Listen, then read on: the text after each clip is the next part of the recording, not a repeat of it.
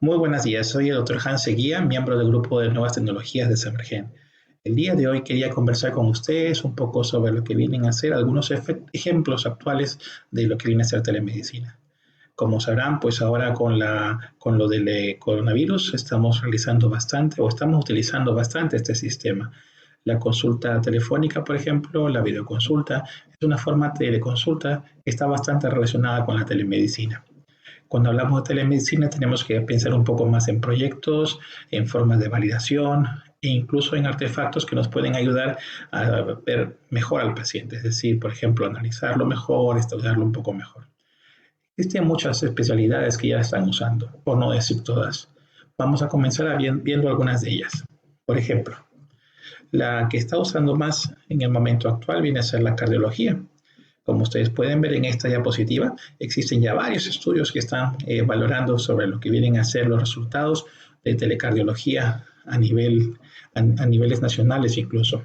Son ya bastantes estudios y es por eso que se está bastante reforzada.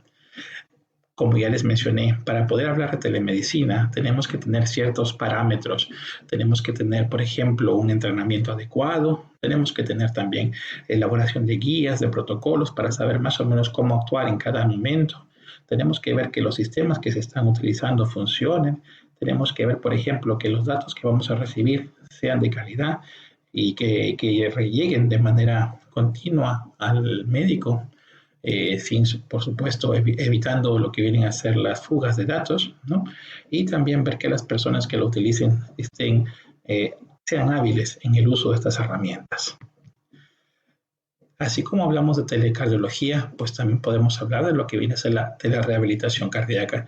Les comentaba esto porque actualmente nosotros en Dinamarca estamos realizando un proyecto que consiste en valorar el uso de equipamiento. Como pueden ver en la foto del lado derecho, es una tableta con una máquina de medir la tensión.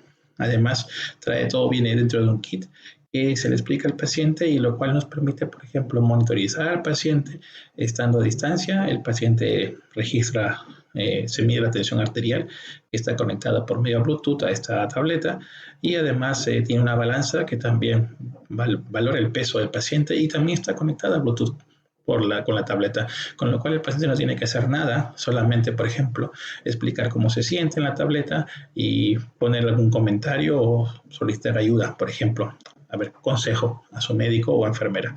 Es un proyecto que se está pensando lanzar en toda Dinamarca y está bastante avanzado. Otra de las especialidades que trabaja bastante en este sentido, por ejemplo, es la teledermatología. Puede servir bastante porque como médico de atención primaria podemos realizar una fotografía de determinadas calidad, con determinada especificidad, para que pueda ser revisada por un dermatólogo y nos pueda ayudar en el diagnóstico y tratamiento de una lesión. Lógicamente puede ser una foto, puede ser un video grabado, puede ser un video en vivo. Todo eso también nos sirve, como les digo, porque a veces puede ser necesario que el dermatólogo solicite la valoración del paciente de modo preferencial.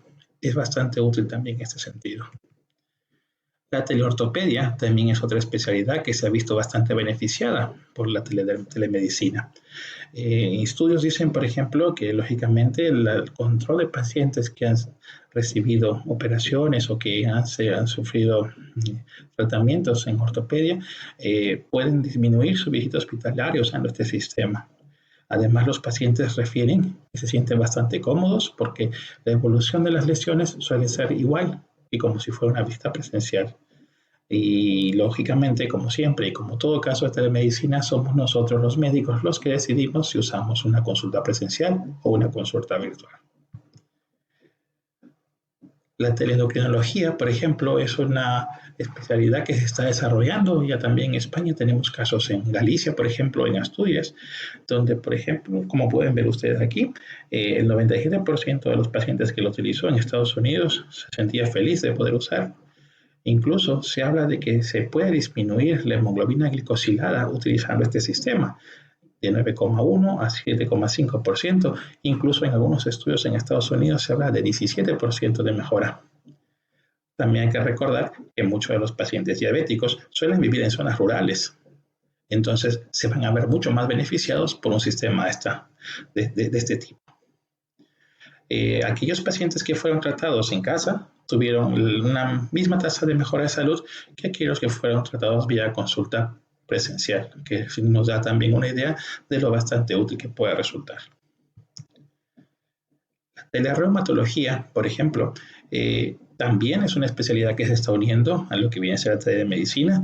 Hay un estudio de la revista Reumatología Clínica, un estudio en Canarias, donde dice, por ejemplo, que la telereumatología resultó muy útil porque permitía tener un contacto más cercano con el médico de atención primaria, permitía solucionar con rapidez las dudas de una enfermedad reumática a sus pacientes, mejoraba la formación tanto del paciente como de los médicos en su enfermedad reumática y además permitía también priorizar, dar preferencia a los pacientes que necesitaban una valoración precoz. La teleurología también tiene sus adeptos, tiene su desarrollo. Viene a ser también una parte de la telemedicina que se relaciona bastante con atención primaria, también con otras especialidades de medicina especializada, donde el urólogo puede dar, por ejemplo, su opinión sobre algunos casos. Se usan bastantes diferentes tipos de programas, por ejemplo, como pueden ver ahí, se pueden hacer videoconferencias, se pueden hacer también compartir imágenes, compartir ideas, programas de telesalud, conferencias, etcétera. Es una especialidad también que está mejorando, que está aumentando incluso ahora más en la época de COVID. A pesar de que no es algo relacionado con la medicina, quería mencionarles también la existencia de la teleodontología. Esto es bastante importante porque se está dando más a nivel de países del tercer mundo, en países en vías de desarrollo, donde no existe una buena cantidad de odontólogos y es muy difícil acceder a un odontólogo viviendo en zonas rurales. Esto más orientado a lo que viene a ser la salud bucal y su diagnóstico. Lógicamente, más pacientes tienen acceso de esta manera, permitiendo disminuir el costo de acceso y el transporte. Además, puede servir también para la formación de otros odontólogos, pero también, lógicamente, tiene sus propios desafíos. Es bastante complicado poder determinar una lesión en la cavidad bucal sin una exploración física. Lógicamente existen herramientas, pero es un poco más difícil. Como ya habíamos hablado de la rehabilitación cardíaca, vamos a hablar un poco de la telerehabilitación normal. Esto vienen a ser, por ejemplo, los pacientes que han tenido algún problema físico o han tenido, por ejemplo, una CV o una secuela de alguna cosa y que necesitan tener una rehabilitación o acudir a un centro de rehabilitación. El problema está en que estos pacientes ya tienen un problema físico. Entonces, a esto si le agregamos una barrera geográfica, la propia barrera física del paciente, además de una barrera socioeconómica, que puede ser, por ejemplo, el costo del transporte, pues se complica mucho la situación de estos pacientes y suelen abandonar la terapia. Estudios sobre la rehabilitación han mostrado que puede ser tan buena como la presencial, por ejemplo, en recuperación de pacientes post-ACV, superando las barreras que ya hemos mencionado. Incluso tienen un buen efecto también en niños que han tenido, por ejemplo, parálisis cerebral. Podemos ver algunos ejemplos de lo que ya se viene realizando en España, porque el hecho de que la telemedicina se desarrolle en el mundo no quiere decir que también nos estemos quedando un poco en España, por el contrario. Tenemos aquí, por ejemplo, lo que viene a ser la teleendocrinología en Galicia, tenemos, por ejemplo, el programa asturiano de teleictus, teledermatología y teleoftalmología, tenemos un proyecto de teleictus en lo que viene a ser Cataluña, especialmente en la parte de Girona, tenemos, por ejemplo, en lo que viene a ser todo lo que es telemedicina entre médicos de atención primaria y médicos especializada en Murcia. Tenemos, por ejemplo, que en Navarra se va a reforzar la atención no presencial y la telemedicina y, por ejemplo, que Cataluña y País Vasco también se integrará la telemedicina en los planes de crónicos. Todo esto es bastante importante porque significa que se está desarrollando la telemedicina.